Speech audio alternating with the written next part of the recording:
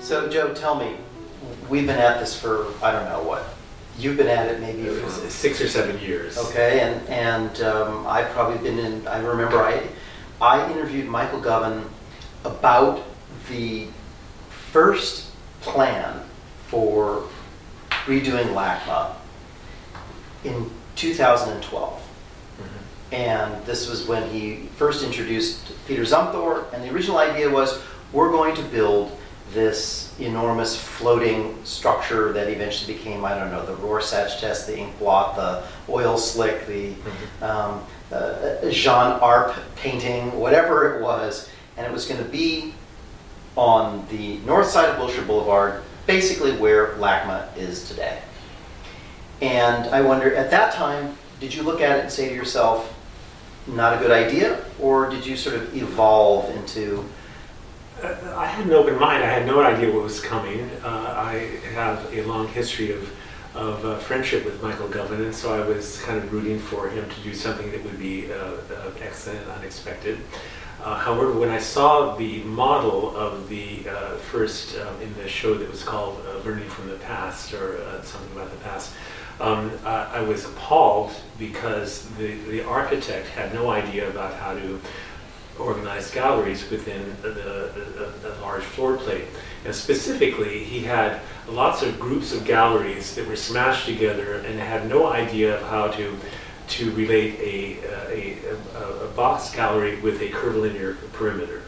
And this was the first instance of my losing complete confidence in this project, because this was not even commensurate with what a well-qualified first-year architecture student would do. It was just a complete failure in the plan. This guy didn't know how to organize a museum. Right. I remember looking at it and thinking to myself, is this the Hermitage? I thought, my God, there's a warren of all of these galleries, and I too could not make any sense of it. If you were a rat, you couldn't get out of this maze. It was just. And there probably was a rat. It was a stupid plan, disguised by it was a stupid plan that was in some way accountable to an amoeba shape.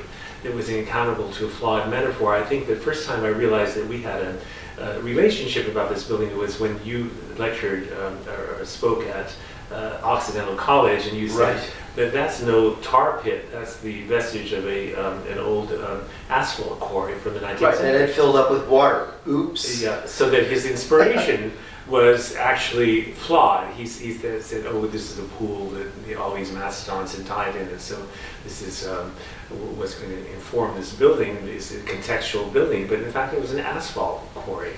And then he went on to another metaphor that looks like a Jean Arc painting, and then he finally fessed up that it was inspired by a building by Oscar Niemeyer in Brazil, in Sao Paulo, which is actually a breezeway, a floating breezeway all over a park. And then I actually looked at it, this floating breezeway over the park in Sao Paulo, and I realized that this guy is actually plagiarizing the design. All he's done is lift that idea and elevate it by the floor, and so he called it a museum, but it's a completely borrowed idea. And it's intellectually dishonest and irresponsible, and he's hiding behind the idea that he's some kind of genius from Switzerland who has a.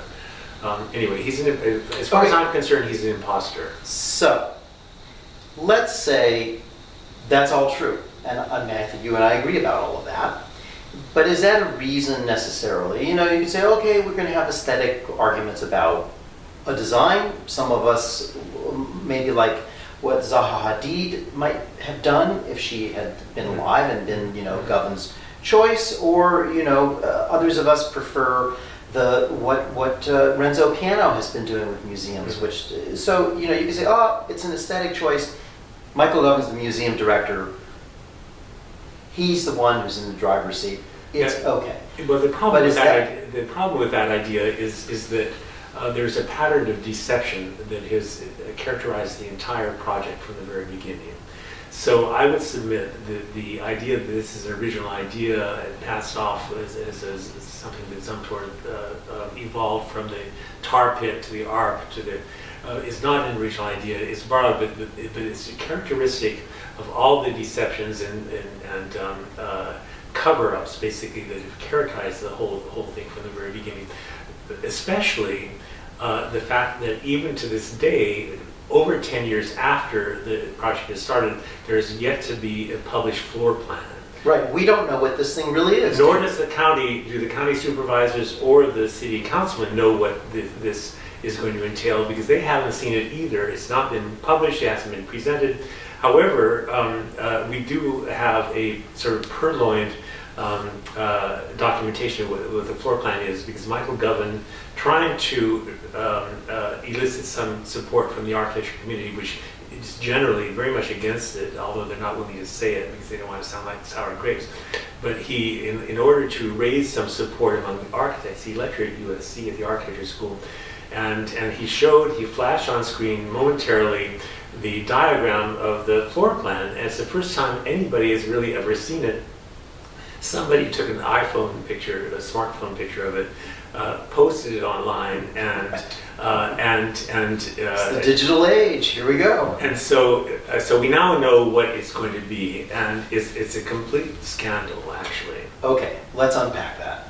Because from the time that it went from the lake to the oil slick to the Jean Art to the admission that this is Oscar Niemeyer Redux, everything changed because the tar pits, which are run by the Natural History Museum, said, you're not going to build a museum over our property.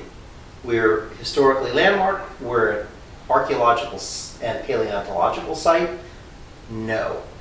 At that point, it went from being a elevated thing above, sort of above the park and the old grounds of LACMA. A walking amoeba. Right. To a bridge, I like to describe it as a freeway overpass across Wilshire Boulevard. So here's this next deception that comes along, because Govan maintains that there's just not enough land on the north side of Wilshire to accommodate the amoeba that's now shrunk slightly, that it has to pull back slightly. And so he uses this as an excuse to leap over Wilshire to occupy the entire Spalding site, which is a huge site that's valued, according to developers I've spoken to, about $50 million. This is on the south side of Wilshire Boulevard at the corner. So he's willing to squander that whole site in order to accommodate an extension of a museum that can actually be built quite compactly, quite comfortably on the existing site. I've done quantity takeoffs of that site, and it's large enough to accommodate everything that Zumthor had originally proposed. So does this have to do with Michael Govan's, what can we call it, folly, fiction, whiz-bang, make-believe idea that a museum can only be on one floor? Is that why he thinks there isn't the room on the north side to build the museum there? He maintains that you lose 50% of your visitors with every new staircase. That's a complete fabrication. I don't know where he got this statistic. He worked forever at the Guggenheim for about 6 or 7 years, which is a 7-story museum. And so basically a 1-story museum, because it's a spiral. So people get off at the top or start at the bottom, and they walk very comfortably through the whole museum. So they've seen 7 floors, and they don't stop. In addition to which, on its own campus, the Japanese pavilion is also a spiral. Right. So you go up several floors. In addition to which, if you're really going to crib Oscar Niemeyer in Sao Paulo, there's a museum associated with that site. And it has this spinning staircase that is just an open invitation for exploration. People are climbing up and down that. It's almost a ride in a kind of a fun park, because you want to go up, you want to come down, you want to see where it's going to deliver you to.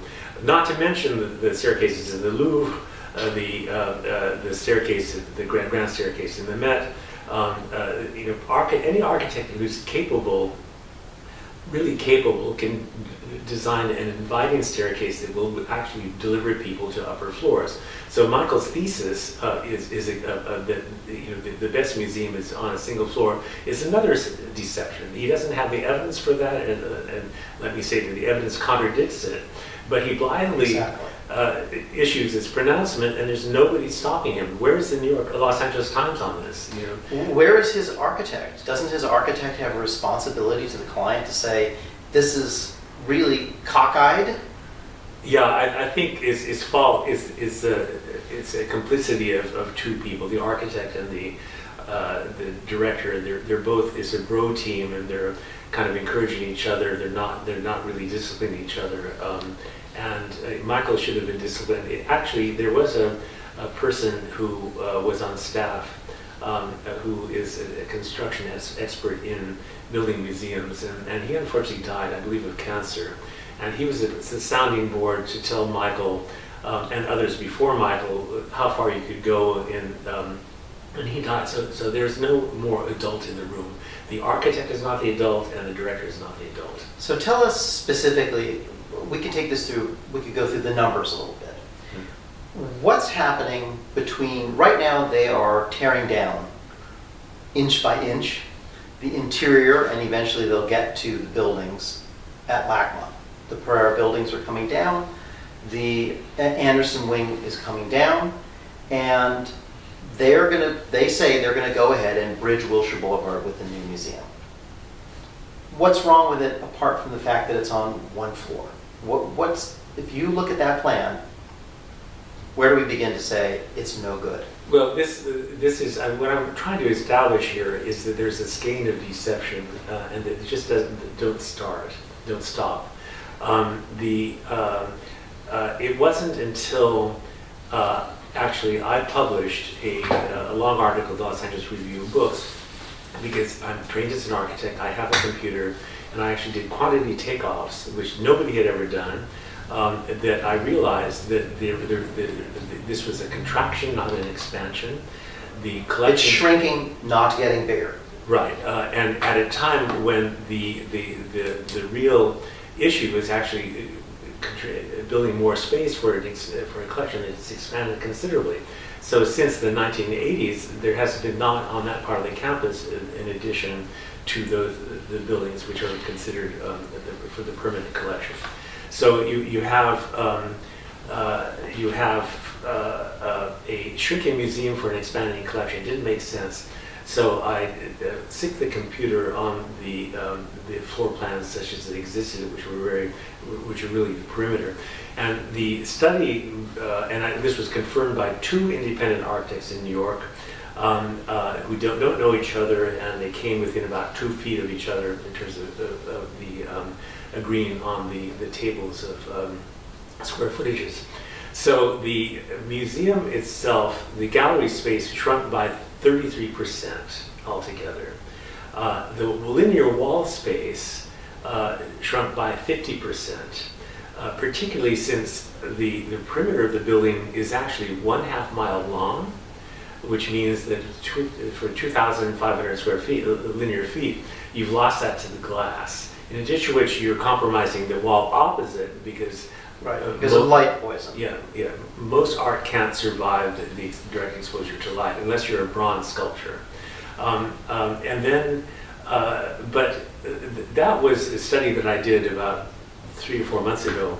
In a more recent study, as a result of looking at the let's call it the USC plan, I counted the number of galleries, and I counted the number of galleries in the original buildings. And there are only 27 galleries in the new building, 27, whereas there was something like 129 galleries in the old building. So it's, I'm about to make that public in an article, but it's completely scandalous. Michael hasn't said anything to anybody. He hasn't said, well, we have this drastic reduction of space. He's just smiling there with Brad Pitt, talking about the soul of the building. So is he, okay, we're getting a smaller museum, we're getting smaller galleries, we're getting fewer linear feet of walls onto which we can place the art. My understanding as well is that the galleries themselves aren't just smaller, but their ceilings are lower, that they cannot actually accommodate much of the America's Wing art is too large to be able to fit into those spaces. So what are we getting here? Is it a bargain? Well, you're completely right. The volume of the building is drastically reduced, and partially because in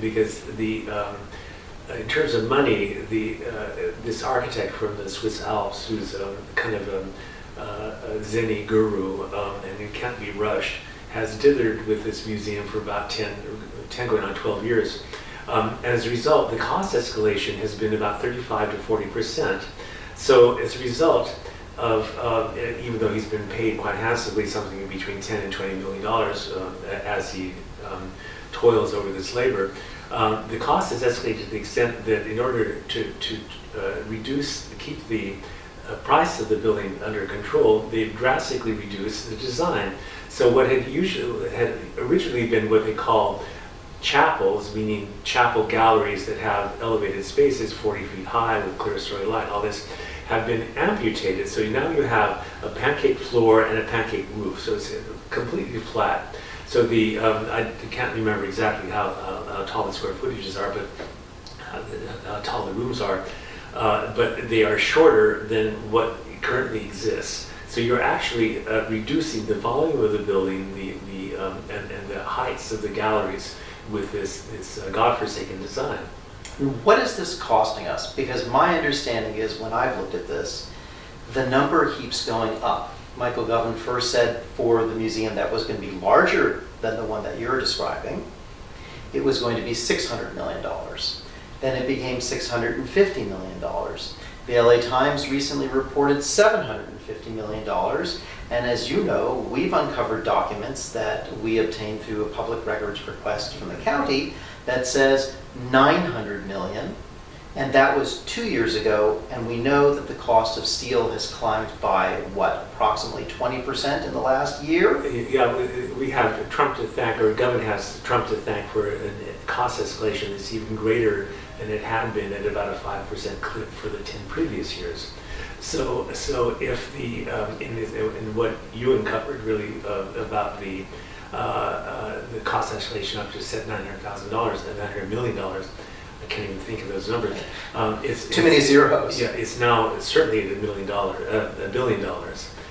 and so the amount of cost escalation is greater than the amount of donations they can receive for the building. So there's a growing gap between what it's costing and what they have, and so the longer it takes to get going, the less money they have to get going. Actually, do you fear the possibility that this has become so costly and has shrunk so much that we're going to reach this kind of, what would you call it, critical point, tipping point, that they won't actually be able to build the museum, that they're just not going to have the money, and that what we're going to get is just kind of a little, I don't know how to describe it, that it'll just keep getting smaller and smaller, and we won't have a museum at all? Well, I think what's happening is that Govan keeps on pushing the project, even though he doesn't have the money to start it, and he certainly doesn't have the money to finish it. But eventually he's going to present the county and all the citizens of Los Angeles with a fait accompli, which will be in a demolished building. So it'll be an empty parking lot on both sides of Wilshire Boulevard. Right. And so, and as a result, it's a form of blackmail, because the governor will say, well, I did my best, but nobody came forward. So the county has to step forward, although the county, as we know from this Freedom of Information Act information, that the county has said, no, we're not going to pay any more money. So where's he going to get the money? So he's going to look to the board. They may have some fiscal responsibility, I don't know, but he can embarrass the board into ponying up more money, or he can actually divest canvases. He can start selling the Rembrandts, and you would think that's completely unthinkable, but in fact he worked at the Guggenheim when Tom Krenz deaccessioned 3 major paintings in order to buy the Ponsa collection of minimalist art. So he was saying these are redundant pieces, and because we already have things like it, so we're going to divest, the deaccession, and buy the stuff that we don't have much of. So there's a precedent in Govin's own career and background Yes. for leveraging a building against the works of art you've acquired over the Well, in past. that case, In this case, it was for another collection. But in other words, what you're saying it's is, not unthinkable to sell art and for a purpose that's necessary. when do we reach the point that someone comes to their senses about this? Because it seems to me that if you look at the story that you're telling, what we learned is, to begin with, we were deceived about what the building was and whether the architect himself was even qualified to design a museum, an encyclopedic museum, the largest encyclopedic museum west of the Mississippi, with how many pieces are in the collection now? That's 140,000. I think, isn't it, maybe more. I Could thought be. it was more, but The anyway. number fluctuates depending on. Yes, so a collection that we don't generally even have the benefit of seeing, it's so large. Well, And so the progression seems to be that you get an architect who isn't really qualified. You get a price tag that keeps going up and up and up. You get a building that gets smaller and smaller and smaller. At what point do we say, this is the bridge to nowhere? No, what we're talking about, though, is exactly what Govin wants us to talk about. We're talking about the controversy of the building and the cons versus the pros. Mhm. He's going to, come, as he's done in public many times, he'll basically promote the design. But the fact that we're dwelling on the controversy actually deflects from the fact that the building itself is being used to basically dissolve the collections as collections. So if we're talking about the building, we're not talking about the fact that the building is designed so that the permanent collections can never be shown because it's too small. Mhm. Because he doesn't believe in collections. He believes in putting all the collections, he doesn't believe in departments. So you put all the collections into a raffle bowl, and then you select the stuff out for It's your... Keno in Las Vegas. Yeah. Whatever ball floats up to the top. Yeah, so you've got your designer shows, your theme shows, and so the collections are now in storage, or he's saying, well, there's not much space there, so we're going to have a lot of satellite museums throughout town. All the supervisors and council people are going to be pleased because we're going to buy them off with these Right. galleries. Which costs just as much money as building here. Yeah, but they're going to be cabooses on large buildings that are basically for storage. But as I understand it, these little satellite galleries, those are 5,000 square foot galleries. Those are really storefront galleries. And so even if you build 6 of these buildings Yeah, what do you get? with money that he doesn't have and won't get because he can't even finish this thing, you're going to get 30,000 square feet, whereas you're losing 230,000 square feet. So it's basically because Michael has come to Los Angeles with fancy intellectual notions about collections that should be dissolved as collections because they reflect the king's taste or the queen's taste or colonial taste or whatever. And so these collections have a prejudice that shouldn't survive in the modern time when we're all multicultural, et cetera, et cetera. What he doesn't know is that the person who actually structured this collection was a German museologist who restructured the Bode Museum in Berlin. He went, this was early in the century, he went to the Met and rationalized that whole collection so that there was a lot of exchange between all the collections. Mhm. So they were juxtaposed and they weren't isolated. He subsequently went to the Detroit Institute of Art where he did the same. Then he came to what was then the Natural History Museum. Right. And so he basically rationalized the collections and modernized them so they were no longer tagged as being colonial or whatever. They were idea-based collections. So these collections that exist in those museums, and as a result, all these museums are kind of interchangeable in the sense that you can lend between departments because you know what you're getting, and it's not that the art is in any way modular, but there's a compatibility within these collections. There's the skein of museums. But it grows naturally out of the nature of the art and the human experience, as opposed to what I take Govin's view to be. That is, you have to superimpose on all art some other idea. Some theme, you know. Yes. And, well, so then what you're saying, Joe, is it isn't just about a poor architectural idea. It isn't just about escalating costs. It isn't just about the bad notion that, oh, a museum can only be on one floor.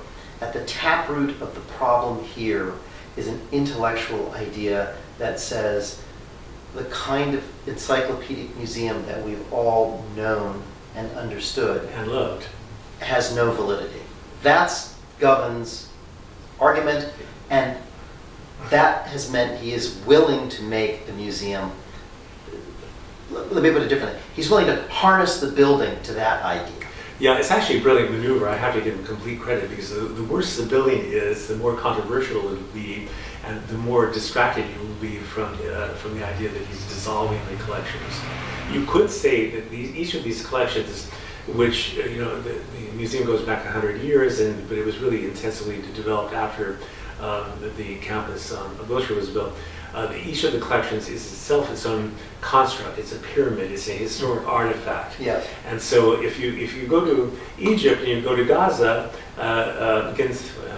so if you go to Egypt and you look at the pyramids, you think, oh, that's a big quarry. I could really use that stone and put it to better use. So why don't I just take apart the pyramid and use all this stone? The guy's dead in there anyway, he's never going to know, and we're going to build a great city, and we'll take a photograph of the pyramid so people will be able to remember it. But this is a much better use of all that material. So basically he's saying, I'm saying that he's saying that the collection is like a pyramid, and we're going to take all these paintings out of the pyramid and we're going to park them somewhere else in a more clever arrangement that reveals inner truths. Bullshit.